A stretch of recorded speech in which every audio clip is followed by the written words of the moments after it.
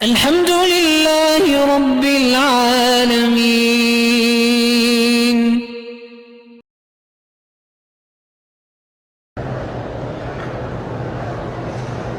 ہر کام میں نقصان ہوتا ہے. آپ روز لکھتے ہیں. میں نے کہا استغفار پڑھو، باقی اللہ کے ہاتھ میں. آج ساری دنیا میں جو نقصان ہوا ہے اس کے لیے آپ کیا کریں گے؟ اس وقت پوری دنیا میں نقصان ہے، تمام مارکیٹیں بیٹھ گئی ہیں.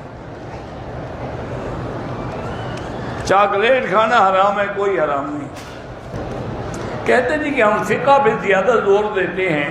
یہی حکم ہمیں اللہ نے دیا ہے، فَلْيَتَفَقَّهُوا. یہی حضور نے حکم دیا، مَن يُرِدِ اللَّهُ بِهِ خَيْرًا. جس کے ساتھ اللہ بھلائی چاہتے ہیں اس کو دین کی فقہ عطا فرماتے ہیں. اچھا کرتے ہیں جو فقہ پر عمل کرتے ہیں. نہیں کرو گے تو تم اگر قرآن پہ عمل کرو تو قرآن سے تو ایک نماز کی رکعتیں بھی آپ ثابت نہیں کر سکتے.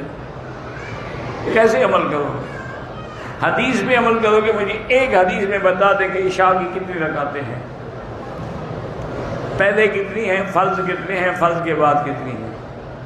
لازم فقہ کے محتاج ہوں، مجتہدین کے دروازے پہ آنا پڑے گا.